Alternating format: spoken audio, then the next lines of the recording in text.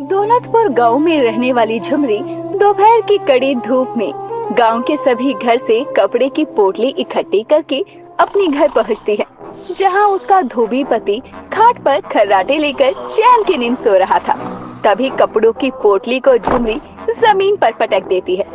हा, जरा देखो धोबी महाराज को, कैसे टांगे पसारे अब तक बिस्तर पर पड़े हैं। अरे ओ आलस के मारे धोबी प्यारे, जरा उठने का कष्ट कर लो।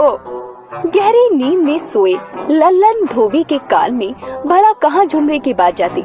वो एक बार फिर करवट लेकर खर्राटे लेता है तो झुमरी गुस्से में खिड़की का पर्दा हटा देती है, जिससे सूरज की किरण सीधा लल्लन के चेहरे पर पड़ती है और वो अंगड़ाई लेते हुए जागता है।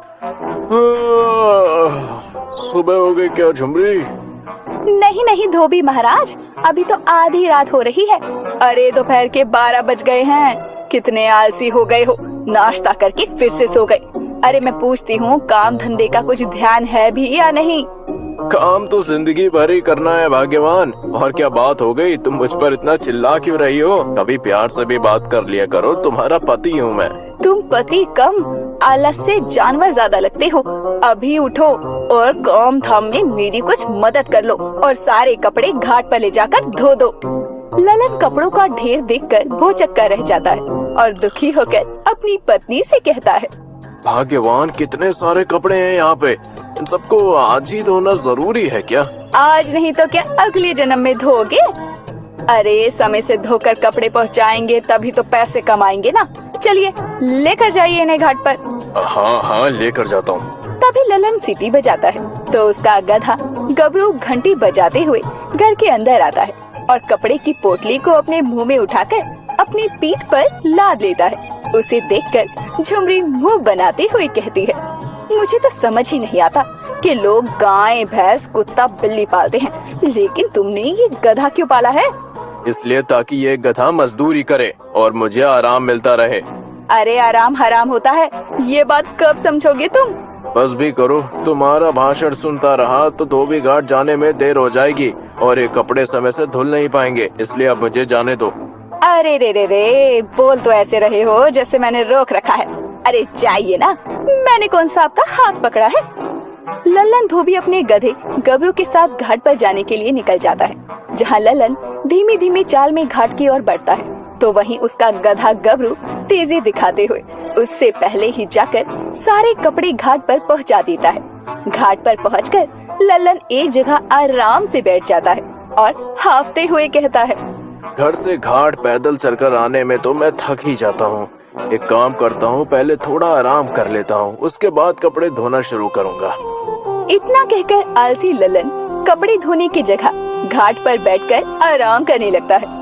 कुछ ही देर में उसकी आंख लग जाती है और वो सो जाता है। उसका गधा गबरू उसे सोते हुए देखकर कपड़े की पोटली अपने मुंह से खोलता है और सारे कपड़े मुंह से उठाकर घाट के पानी में डालता है।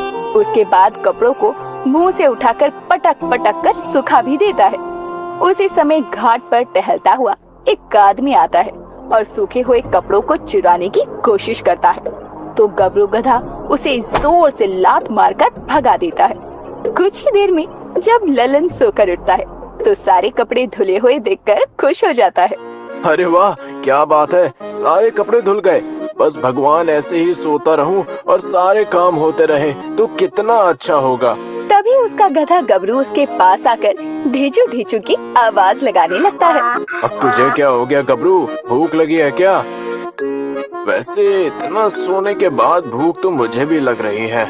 जब तक ये कपड़े सूखते हैं तब तक तुझे घास खाने के लिए खेत में छोड़ाता हूँ। लल्लन अपने गधे को खेत में घास चरने के लिए छोड़ देता है और खुद हलवाई की दुकान पर जाकर जलेबी और रबड़ी खाता है। लल्लन का गधा गबरू बड़ा ही चतुर था, लेकिन इस बात की भनक आलसी लल्लन को नहीं थी। गबरू अक्सर लल्लन की जगह घाट पर कपड़े धोकर सुखाया करता और तो और कपड़ों को प्रेस करके लोगों के घर भी पहुंचा दिया करता। समय बीतता है और ऐसे ही चलता रहता है। एक रोज अचानक ही गबरू की तबीयत बहुत बिगड़ जाती है और वो चलने को भी राजी नहीं होता। अरे गबरू, क्या हो गया तुझे? अरे खड़ा हो जा, ये कपड़े घाट पर लेके जाना है।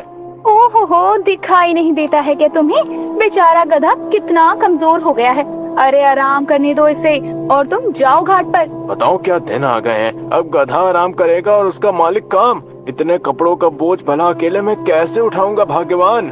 अरे तुम इंसान हो के नहीं, खाने के समय तो नहीं कहते कि इतना कैसे खाऊंगा भाग्यवान, तो काम के समय पर ऐसे सवाल क्यों पूछते हो? क्या मुसीबत है। ठीक है, जा रहा हूँ घाट पर, लेकिन कपड़े इस्त्री करके तुम ही लोगों के घर पहुँचाना।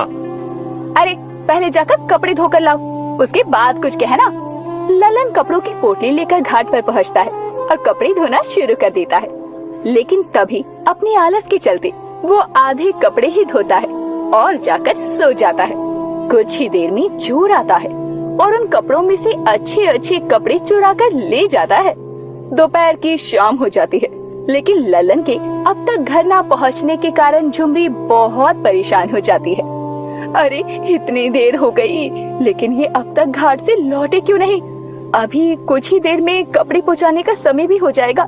लगता है मुझे ही घाट पर जाकर देखना होगा। झुमरी को परेशान देखकर गधा भी उसके पीछे पीछे चल पड़ता है। कुछ ही देर में जब झुमरी घाट पर पहुंचती है तो देखती है कि कपड़े पानी में पड़े थे और ललन आराम से टांग पसार कर सोया था। तभी झुमरी गुस्से में एक लोटा पानी लेकर ललन के ऊपर डाल देती है, तो ललन अचानक से उठ जाता है। अरे अचानक बारिश कैसे होने लगी? बारिश नहीं, आपके आलसपने की हद हो गई है। अरे कपड़े धोने आए थे या आराम फरमाने? वो बात ऐसी है कि कपड़े धोते धोते आंख लग गई भाग्यवान। हे भगवान, क्यों मेरी शादी ऐसे आलसी धोबी से करवा दी? ना दिन का होश होता है और ना रात का, बस सोने के अलावा तो कुछ काम ही नजर नहीं आता है। उसी समय घाट के पास से गुजर रही इमरती वहाँ आ जाती है। अरे झुमरी बहन, काहे को तिल मिलाए रही हो भैया पर? लाओ, मेरे कपड़े धुल गए हो तो मुझे दे दो।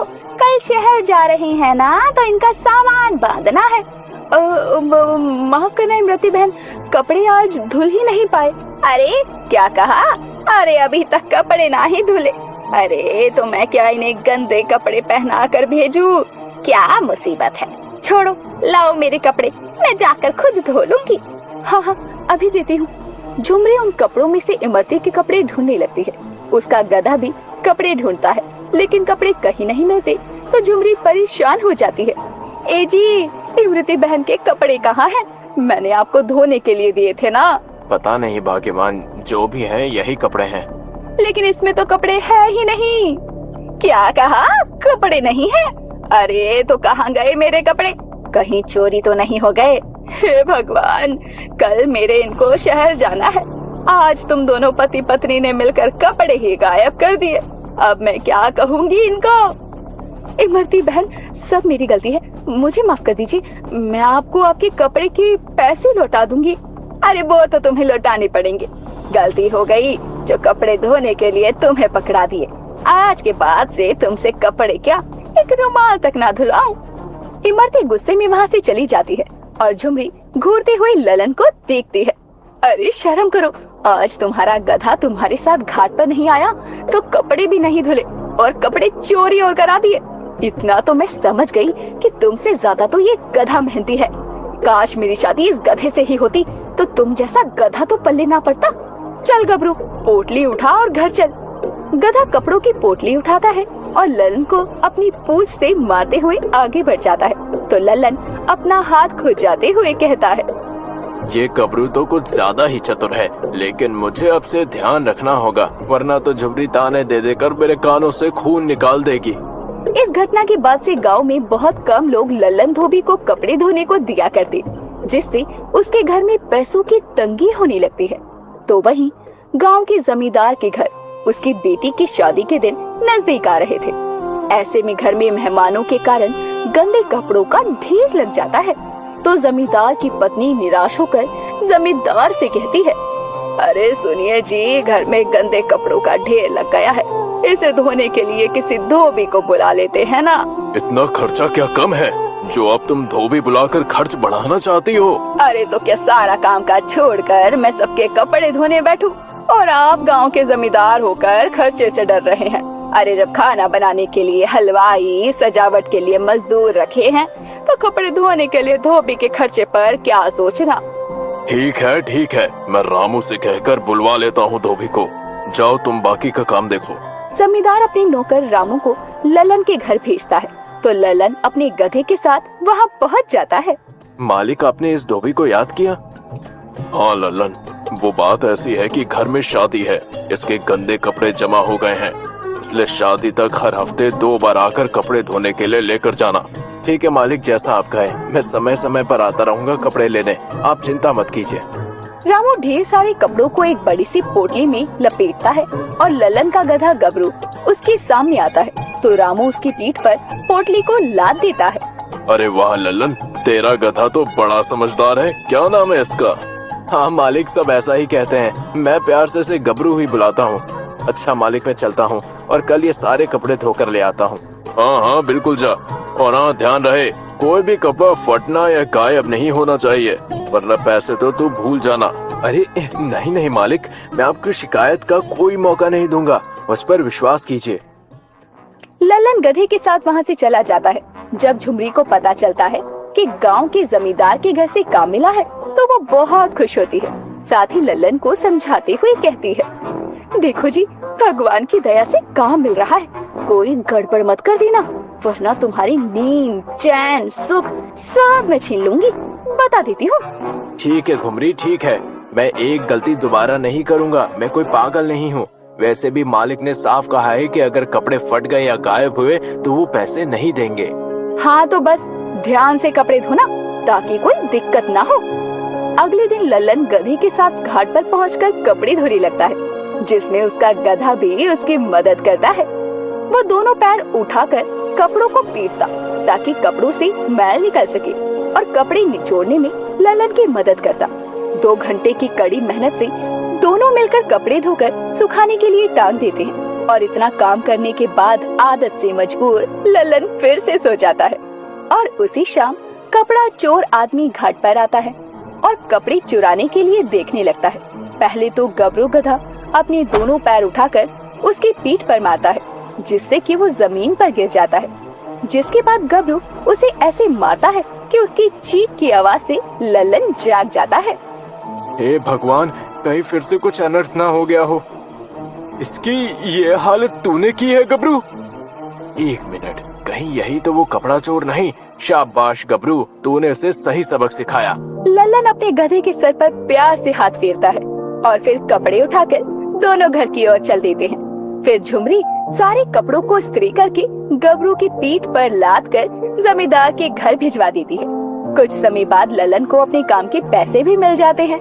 इस तरह से अपने गधे गबरू की चतुराई से आलसी धोबी ललन का काम बिगड़ते बिगड़ते बन जाता है और वो भी आलस करना धीरे धीरे खत्म कर ही देता है।